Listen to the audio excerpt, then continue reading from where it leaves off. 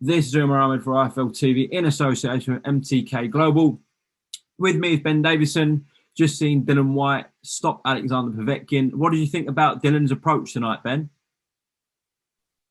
I thought it was very much, let me get this man out of here, not waste any time. For as long as he's in here, he is dangerous. So I felt like probably fundamentally, sometimes he took himself off balance and the focus probably wasn't as much on the fundamentals being right, but more so what I said there. It was a case of as long as this man's in here, he's dangerous for every minute. So don't waste any time, and that's what he did. So it was a good result. And what about Povetkin's approach to the fight? To be honest with you, I thought that both guys would have a little bit more of a steady start in terms of respect for each other's power, because we know Povetkin knocked him out, but I thought obviously White had dropped him twice or three times. And he looked very respectful of Dillian's power. They're expecting a bit of a slower start. So obviously Dillian starting fast. He just didn't look, his age has caught up with him a little bit. It didn't look like he would hold a shot as well as he may have done a few years back. But that's not to take anything away from Dillian, because that was he's always a dangerous opponent.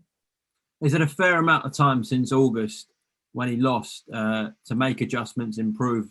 Did you see anything significant tonight, Ben?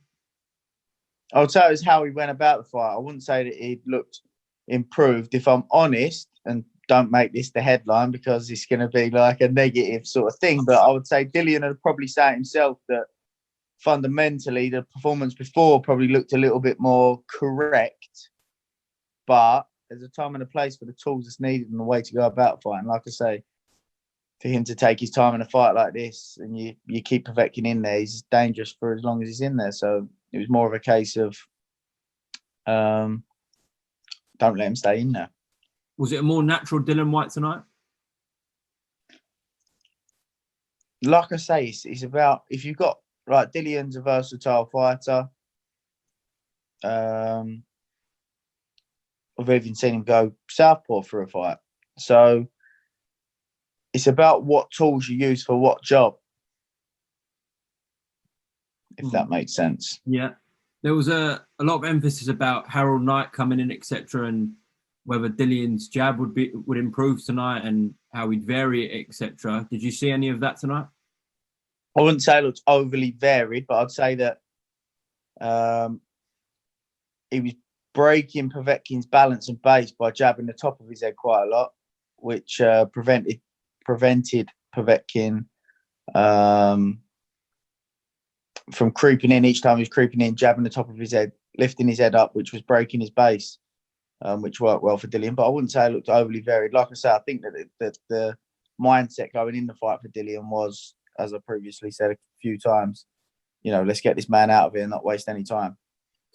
In the post-fight interview on Sky, the name Deontay Wilder was mentioned. What would you like to see Dylan White do next, and what do you think about that fight potentially with Wilder? Yeah, it's a good fight. Anything between Deontay Wilder, Andy Ruiz, and Dylan White, that's, they're the three that need to start getting in the mix with each other for sure. Yeah, because it seems like to get this world title shot, he's going to have to wait a fair while whilst Fury and Joshua do their stuff. Hopefully 2 fights between them two. So personally, you'd like to see him fight either Ruiz or Wilder. Is there anyone else in the mix for you? Not really at the minute. I think he's earned his right. You'd put Joshua and Tyson at the minute at the top, and then you'd put Wilder, Ruiz, and White together. So I think, them not getting in the mix with each other, who comes out on top of that mix, you would say would be the first one to get their opportunity after Tyson and Joshua get on. Stylistically, do you give him a better chance against Ruiz than Wilder? Like I said, we don't know how Wilder's going to come back. True. Don't know what to expect, what his mindset is. And that was one thing I was rooting for Dylan White tonight, because the way he handled the defeat and the way he handled the victory tonight, getting the stall for Dylan White, for Povetkin, was very respectful. Didn't overly celebrate, and so yeah, I was rooting for him. Pleased that he done it. Ben, of course, you've had Chris Congo in your camp recently, sparring Josh Taylor. Not his night tonight against Michael McKinson. What did you make of Chris's loss? I know he's definitely got the ability to go on and do something, Chris, 100%. But like I said earlier, it's using the right tools for the right job. And I felt like... Oh, we're still on. Oh, we're back. We ain't got to start again, have we? No. It's still recording. So, yeah. So you were talking about Chris using the right tools for the right fight, etc. Yeah, that's the same for everybody, you know. He's picking the right tools for the right job in the right moments as well. And I do feel like neither fighter, even after 10 rounds, worked out how they should be going about the fight against each other. So, if I'm honest, I wouldn't mind seeing that fight again. Okay. Impressed with McKinson, though? I was impressed with both in patches. But in patches, I thought that there was elements where both fighters showed vulnerabilities in moments, or, like I say, more so, picked the wrong tools in the wrong moments, which led to vulnerabilities.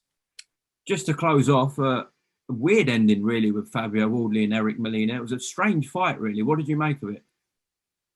I know Fabio well, and his coach, Robert. And I think that, obviously, everybody knows where Fabio sort of come from.